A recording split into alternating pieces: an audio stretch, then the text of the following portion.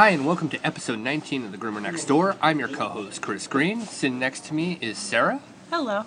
Well, this is going to be one of 3 of the episodes we are going to release this week. Today is going to be an episode like we typically talk, and we will have a follow episode for episode 20, which is going to be at our local Rolla Animal Shelter discussing spring and summer with your pets. And closing out the week, we're going to have our episode 21 with Keith Husky. So we're very happy to be, and pleasantly happy to be bringing you these episodes. So anyways, got a few topics of discussion. Of course, all of our topics of discussion come from real life things that we occur all the time. Yeah, a lot of times it's what we go through on a week-to-week basis. Sometimes you get one week that you have a lot of aggressive dogs. Some weeks you have days of dogs with bad skin, ear infections. They seem to come together in clumps. Well, this week it just seemed to be a clump of dogs going to the bathroom in their kennels, either before they're getting washed, or after they're already washed, or after they're already groomed and ready to go home. And we've also had, we're just going to kind of go down the list of things we're going to talk about. We'll talk about them all in full detail. Also, we're going to talk about, the making an appointment for your groomer, the importance of giving your groomer time, and some things you may occur when trying to make an appointment day of. Mm-hmm. We have a great heartwarming story of a local groomer in town who has actually been doing some good work, and we want to obviously catalog that. We have a few different things.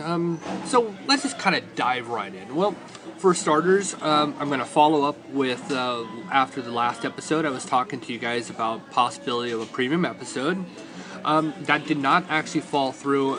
We actually can't do a premium episode on our current account. Reason why it would actually require us to up our plan even higher than what we're already paying.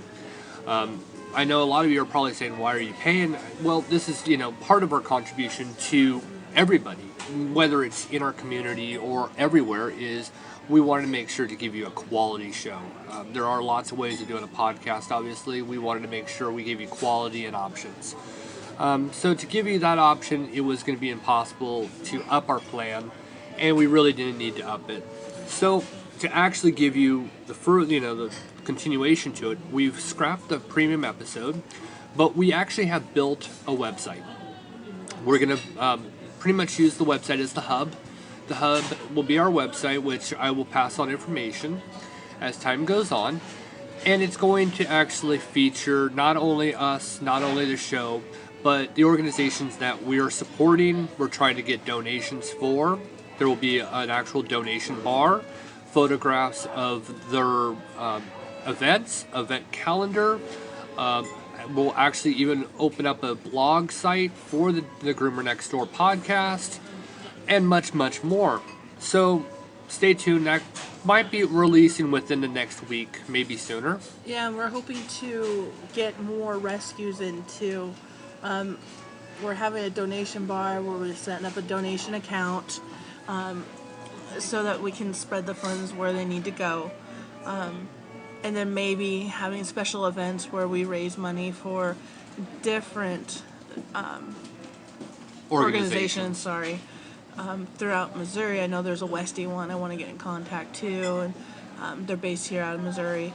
And depending on how big we get, we might be able to branch off to other states. Well, I'm hoping to actually join forces with any organization. If you know or are part of an organization for pets, feel free to send us an email to thegroomernextdoor@yahoo.com. We will be reviewing all applicants. Pretty much what we're just going to do is look at your website, see what you guys are up to, find out, what you guys do. Where the funds go to. Where the funds are going. Yeah, because we want to make sure that it's going 100% to animals in need. For example, one of the organizations that we are 100% standing behind here is PCAL, Phelps County Animal Welfare League. They have been phenomenal. Last week, I actually attended one of their board meetings. Thanks to Kim. She actually invited me to sit in, see these guys at work. They are amazing at what they're doing, and unfortunately so underfunded. And they definitely need our help.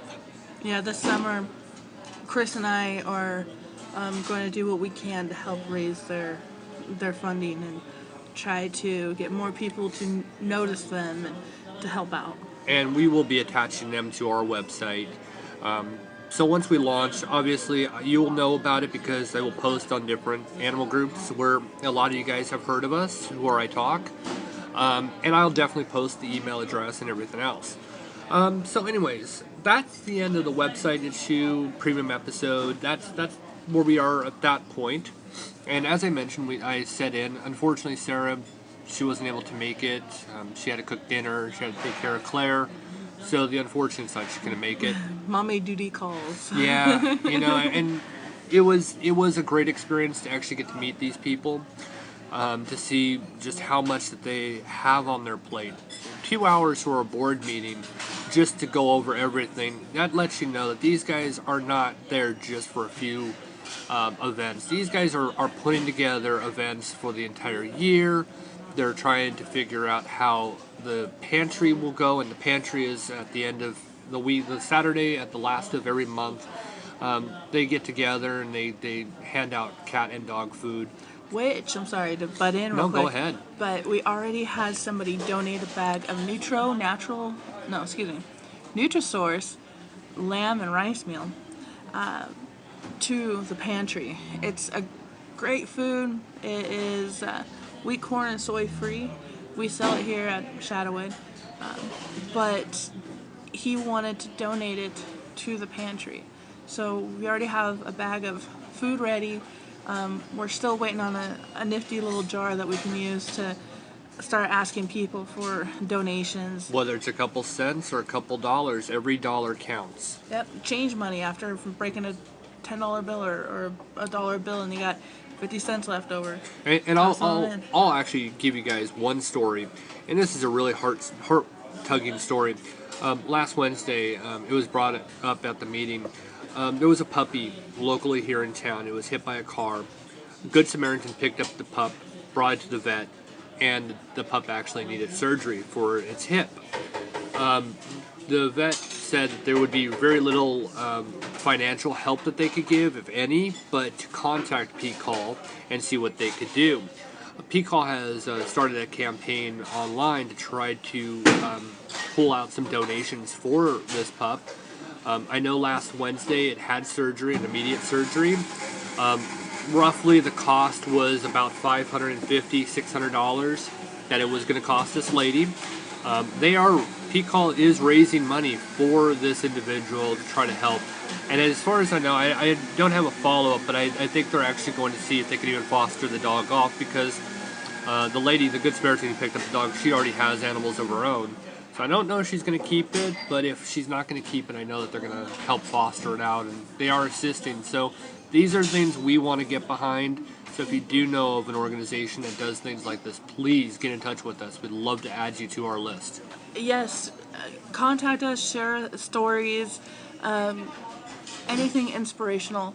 A lot of organizations, they can get kind of down and kind of blue because there's so much pain out there and suffering that these poor dogs and cats have to go through, that it can get depressing. So when we can get uplifting stories or happy endings, it means the world to everybody. Oh, it does. So if anybody has an uplifting story, we'll be more than happy to dedicate how much time it takes to read it to the podcast. Right. And on a plus side, and on the light, P-Call actually had taken in the president of P-Call, Glenda. She took in a couple pups a few weeks back, quite a few weeks back, I think maybe 5 weeks or so. A semi-truck was driving down the road and struck a dog. The mother. The mother dog. Well, I was going to get there. It struck a dog. It turned out to be the mother of a new litter of pups. Glenda had taken in and fostered the pups until they were of age to be actually adopted out. Glenda knows of a vet out in Springfield, Missouri. That vet actually did a house call to make sure that the house was suitable, had a proper fence, no dig holes so the dogs could get out, and was able to actually adopt off both dogs, and they went to the same home. So these two pups, The sisters. they're They're siblings. They were the most adorable dogs we had ever seen. We were lucky enough to meet them at the Rolla Expo a few weeks back. I believe their name was Onyx and June. I can't remember their name, I but know one was Onyx. yeah, great dogs. I mean, phenomenal dogs, gorgeous dogs. Sweethearts. Yeah, and so these are our bright stories that we love to bring these to you in the podcast because it warms our heart, and I know it has to warm yours too. So there are positives out there. And that's another thing we want to give to you guys, and we do appreciate that. We've reached over 3,000 views already, and we've just been around since February 1st. So amazing. All right, so on to our topic. Well, let's start with walking your dog before you take it to the groomer. It is so important to walk your dog before the groomer. Now, you don't have to go and walk him for miles. You don't have to burn off all their energy. Just let them go to the bathroom long enough that you know they've gone. Attempt for them to go 1 and 2. Yes, just to go to the bathroom in general. Just make sure they're empty. Right. There are so many problems that groomers end up having if the dog doesn't get walked. And it's crazy. Well, for starters, a lot of people always ask the question, why does it take so long to have my dog groomed? When I can go to the hair salon or in a guy's term, barber shop if we have one. But why does it take 4 hours to have a dog groomed when it only takes me 20 minutes? Yeah, see, that is so common. A good groom will take a couple hours. If a groomer is going to take your dog, wash it, and cut it, and be out in an hour, you might want to see what they're doing. For one, they're rushing the dog through. They're probably moving the dog way too quickly, probably scaring the living daylights out of them. And there are health issues. You stress the dog out, and there are many things that can happen to your dog. You make their heart race. Yep. You make their breathing stressed. Labored, yeah. Yeah, labored. And it makes the dog very unhappy. And they can go back home with you, and they're very territorial. They may bite you just because they're scared. So, another reason why it takes so long to groom a dog is that if you don't walk your dog, they end up going to the bathroom in the kennel. If they go to the bathroom in the kennel before they're getting bathed, as long as they're not getting prep shaved, it's not so big. You can just put them in the bathtub, wash them up, scrub them, have someone else clean their kennel nice and tidy and fresh. And sanitize it. Of course, sanitize it, that's for sure. Well, I say sanitize it because I'm not sure other practices, but definitely make sure that we sanitize our kennels oh my gosh, we go through bottles of sanitizer. Anywho, so that's not a big deal. When the dog is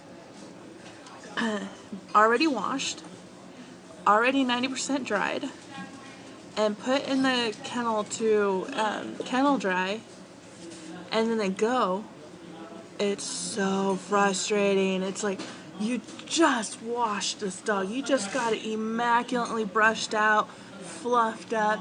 It is ready to have just the perfect haircut as a bath.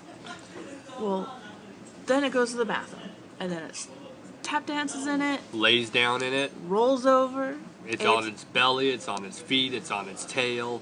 It might be on its back at this point. And we're not talking about just a little bit. We're talking a pool. Yeah, so a lot of times it's more than just a tinkle. It is, they had to go. Well, you can tell the content is a full night. It's not just, from car to kennel. And of course, you got to remember, these dogs are going from their house to a car into a new surrounding that they're only in every 6 weeks, sometimes longer, depending on how long you actually take your dog. And then it goes into this kennel until the groomer can take it, which in our case, we're able to move a lot quicker because obviously Sarah and I work together. I take the dog and it goes into the bath. Well, most of the time these dogs come into the shop and they're only in their kennel for a few minutes before I take them out. Get the dog out, wash it. As we've mentioned in proper washing of a dog before, we do a full detail here. Yep. Give it a full treatment, and then it's it's dried, which of course you think about it. You wash the dog, then you dry the dog. If it has to go to the bathroom, at this point, all of this moving around is going to make your dog really need to go. The sound of water from the tub, then the dryer. And then good groomers can hear the sound, the rumbling sound in the dog's belly. Was that today or was that yesterday? That was today. Was it today? Okay, I was thinking about that too. Chris heard the rumbling of a dog's belly, and he went straight out into the small breed outside caged in or fenced in yard, let the pup down, and it had to go. and you know, most of the time you can leave a dog because it's caged in. When I take the dog out, I stay with it. That way we're able to know if they actually go to the bathroom. That's how we'll know everything. Make sure they don't step in it, That especially too. if okay, so that it when you have to rewash a dog, you have to put more soap in the skin. It dries them out. Some groomers will actually charge extra. We don't. Now, if it was a double-coated Siberian Husky that had diarrhea all over itself, oh gosh, I'm going to be charging a little extra because that's a lot of shampoo to go through again. But for the most part, for small dogs, we just get the spots that are needed. We're not going to wash their entire face if it's just their back legs. And you got to understand that dogs have oils in their skin and on their fur. The more you wash it, that's more you not, strip it. Yeah, you're going to strip their skin, or not their skin, but the oils out, and then that's going to give them dry skin. Yeah, exactly. And then dogs don't like getting wet anyways. When you say, I got a lab that loves water, okay, he might love water, but I guarantee you he's not going to like, hose water being put on him and he has no control over it. So most dogs don't like baths, and most dogs have to go through a bath because they went to the bathroom in their kennel. Well, yeah, and if they just went through it already. Then you're putting it through the drying process. You're putting through all this. You're putting them through. I really could care less if I have to, or I'm pretty sure you're the same way. If you have to rewash a dog, you got to rewash a dog. Yeah. But the stress level for them can go up. And what you have to always look for, and I know of different groomers out there who don't actually watch this, but you have to watch the stress level when you're drying a dog. Yeah. That is a major focus. You look at the eyes to make sure the eyes aren't getting red and bloodshot. Mm-hmm. You look at the gums to make sure the gums don't turn pale. Yawning. Excessive yawning. Yep. A lot of times if you see your dog yawn and they're kind of hyped up, it's not yawning because they're tired. They're stressed. Yep. And if the dog's stressing out, you're going to know. At least a professional should know. They should be able to pick this up right away. We've had it before. I've noticed it on my part. If your dog is stressing out, I will stop the dry and just let it kennel dry. I prefer not to because I like to get the dog just about dry. I want them to be ready for groom because obviously time is of the essence. We want to make sure that we don't hold your dog all day, but we want to be thorough. And then the more the groomer uses a blow dryer, the softer, the fluffier the coat's going to be. If you take in your poodle and you get it groomed and you get the poodle back and the poodle's almost as curly as you brought it in, That's a problem.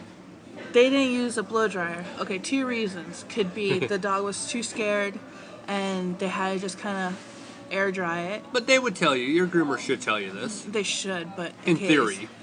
Or they don't want to deal with a blow dryer because it's too loud. They are quite ear piercing. And again, your groomer will tell you this. And another thing in too theory. that we use that most people don't are these sock things that you put over the dog's head. It muffles the sound of the dryer and soaks up the excess water on their head too. Yeah. Because ears can definitely hold water. Their cheeks can hold water. The side of their face, top of the head, top ears, of the head. all Yeah. that. So we try to minimize the wash. Now, the frustrating part on the groomer side about not walking your dog before they get groomed is that you just gave this dog a great haircut. You're feeling excited about it. You're happy. I mean, every scissor mark you made was just perfect, spot on. 5 minutes after putting the dog in the kennel, you go and wash your hands, you clean up your area, you go back to get your other dog, and then you look and they went to the bathroom. They tap danced in it. And you already called the owner, letting them know, hey, your dog is already ready. And they're like, okay, I'll be there in 2 minutes. Yep. And it takes more than 2 minutes to rewash and blow dry a dog, and then you gotta brush it, and you...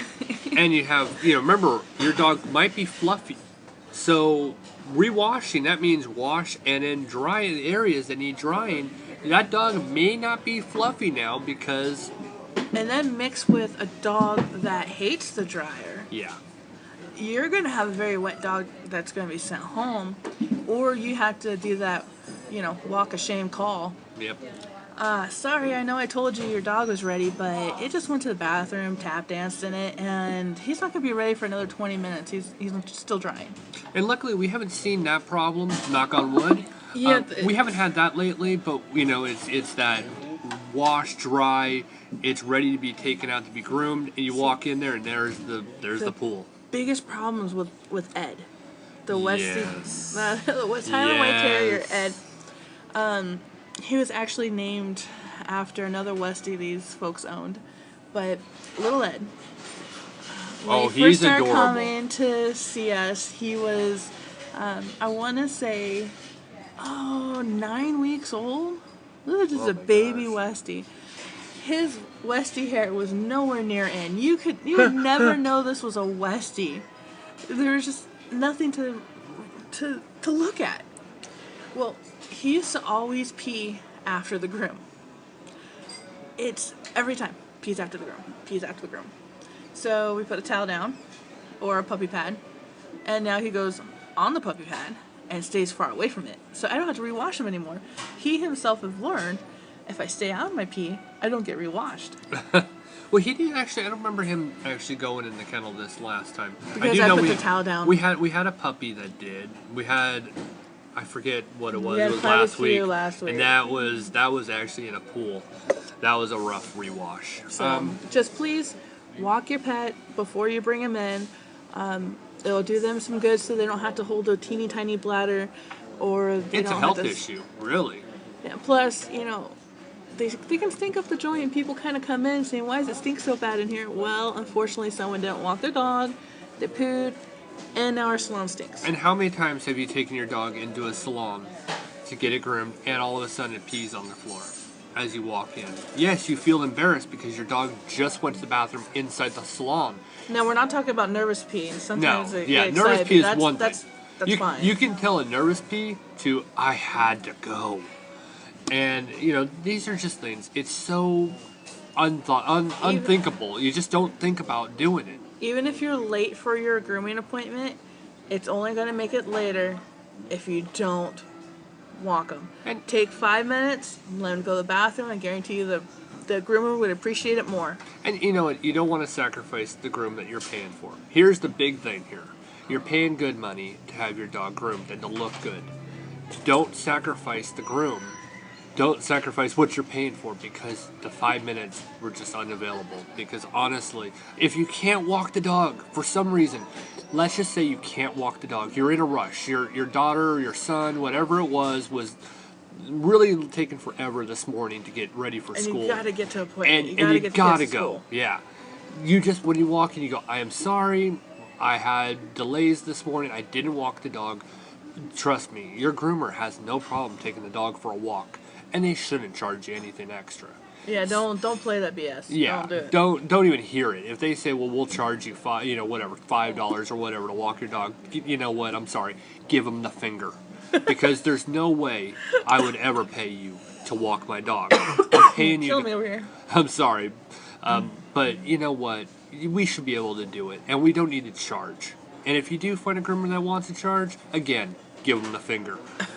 All right. So, colorful are we? I'm very colorful today. Well, I've had some fun today. So, anyways, we're gonna move on, and we're going to kind of minimize the time on the next topic, and that's going to be making an appointment.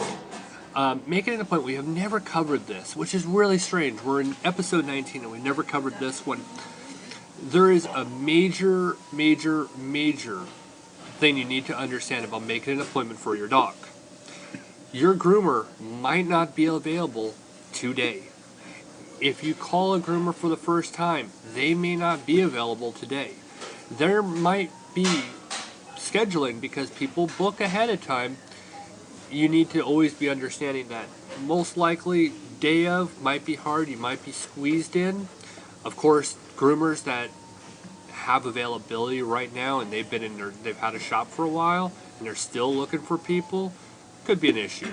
Yeah, especially with me, and with you, and with Craig, we are always very booked out, and we can try to get you in the same day.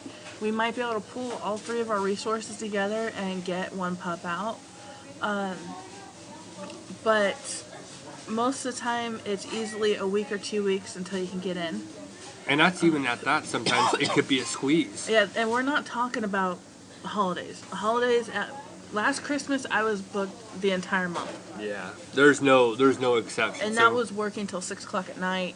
That was doing 9 starting dogs a day. 8 a.m. and not stopping until 6. I mean, that's 12 dogs a day. I hardly saw our daughter in December.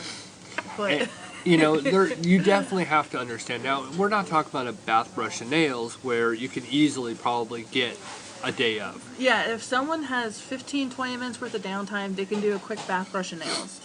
That's not a big deal. The real technical part, other than getting the dog clean, is the haircut. Yeah. So please don't get mad at the groomer if the groomer's booked. Good groomers are going to be booked out a week or two in advance. Yep.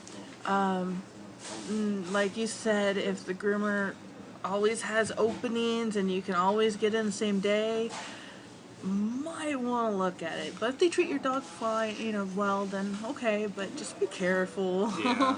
And, make sure, again, another thing, I think we've covered it on those types of groomers. If they're coarse to humans, they're probably just as coarse, if not worse, to the dogs. Yeah. And, a lot of times you'll hear it in your neighborhoods. Well, if the person's going to be negative, they're going to be, speaking to you and they're speaking negatively about situations, they're going to be that negative soul towards that dog. Well, yeah, because they're of a bully nature anyway, most likely. And if they bully you, I guarantee that they're bullying your dog. So just back to the whole scheduling thing. We're so good at getting off topic. I know, we're way off topic. So I know. good. But ADD. please try to remember as best as possible. I know life is very busy, but give us a call at least a week in advance, maybe 2. And if you have a large dog, you need to call at least 3 weeks in advance. Yeah. Or be willing to wait 3 weeks to have that appointment.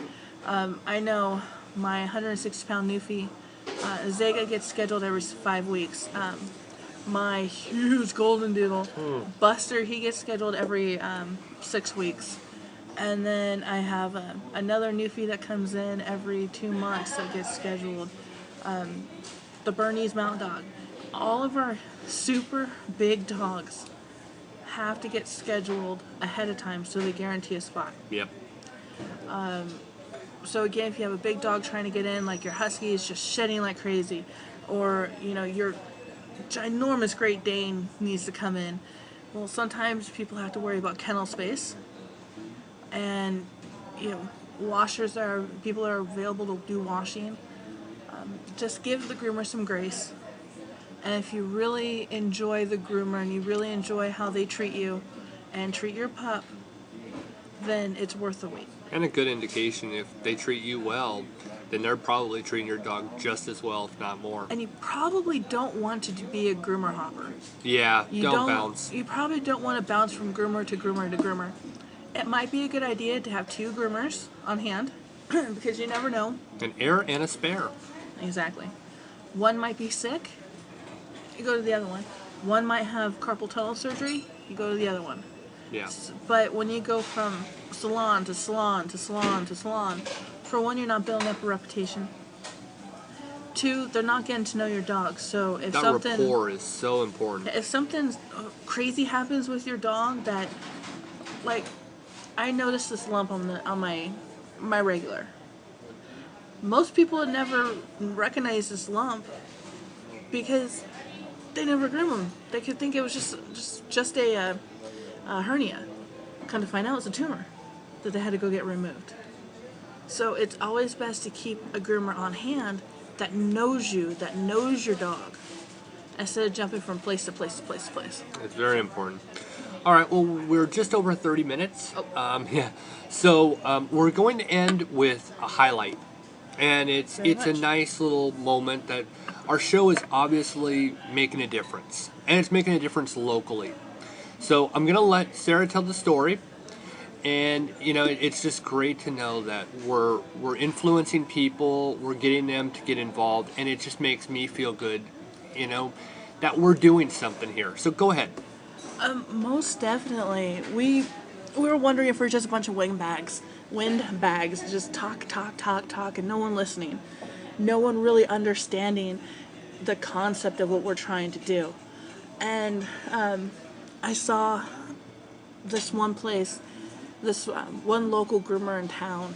I don't want to point anybody out or cause anybody to Well, feel... yeah, we never announce anybody's names on here just because we don't want to make them feel like, you know. Well, exactly, Yeah, privacy and so forth. Well, it's like, you know, people can be shy, so we don't want to, you know. Exactly. But a local groomer in town felt the need to help out her community. And it's so awesome to see. I know she listens to the podcast, and I know, or at least one of her coworkers listens to our podcast and has made some suggestions that we have covered in the past. But they went out and, you know, some stuff that they might not necessarily do all the time, but they found it in their heart to do it. And it didn't start till after we really started pushing to people, hey, look, this is how you can help your community. It can start off by sponsoring a spade or neuter, sponsoring a groom. And here she did. She gave up her time, her energy, to help out the community. And what's great about it is, you know, obviously she must have listened to our show because she went to the one place that we've actually made our own. We've coined it as ours. We've had interviews there. We've helped them in any way. So obviously, you know, what we're doing for them and what we've done in the past has paved the way for her to actually say, you know what, I'm going to go and help them as well. After listening to these guys doing this for the last couple months, now I'm going to step up. And you know what, they gave me a good idea because, you know, honestly, it's something that they're doing, and they've done this since, you know, the beginning, the inception of this podcast, and they probably never thought about helping this organization out or participating ever. So you know, it's just great that, you know, they listened to us and they went to where we've been going. You know, it's just remarkable to see that. And a place that we've been pushing this week alone, I posted on Facebook, on Shadowwood's Facebook, that it's National Appreciation Week for animal control units or animal control officers. I posted that and I said, you know, guys, bring in, celebrate, give them a high five, tell them thank you, you know, take them some goodies or treats. Some donuts or just something to yeah. say thank you. And here she goes, the same, you know, day after I posted that, and she went on there. I saw her how she liked it on her face, on Shadowwood's Facebook. She actually went and liked it, which is, it's an honor to have another grooming salon that's appreciating what you're doing, and then cool. And then they actually go and they say, you know what, I'm going to go and I'm going to donate some time because these two have been doing this the whole time, and it inspired them. I mean, they apparently have, you know, this is the first time they've ever participated with this organization. As far as we know, yeah. Yeah, as far as I know. And they went out there and just because of us, they actually did this. So bravo, ladies. Yeah, bravo. Very good job. You know, obviously you've been listening to us. And keep up the hard work, the good work, and we're glad that strutting. you're following us and that you're following what we've been sending, the message. Thank you guys for everything. This is out to you guys, and I think that's pretty much where we're gonna leave it. You know, just so appreciative to you two, really are. You get the Puptastic Award of the week. The gold star. Yep. All right, well, that's the end of episode 19. Starting tomorrow, we're going to have our John Redshaw appearance with the animal shelter, and we are going to give our thanks to our local animal shelter, and we have, you know, more to come. But thank you again, everybody, for listening. Thank you, ladies, again, for what you did. Again, Puptastic Award. You guys get it. We can't forget to do the shout out to Carrie and Carrie at Animal Love Pass the Word on Facebook. Go check them out. P-Call, Glenda, Kim, you know, we talk all the time. As always, you know, we're here supporting you guys, and we're going to continue pushing forward. You guys inspire us to keep pushing out there for everybody else. So anyway, I'm Chris Green. It has been a great time being able to talk to everybody. Have a puptastic day. And I'm Sarah Green, making sure everybody knows life is short. Play with your pet. Bye, everybody.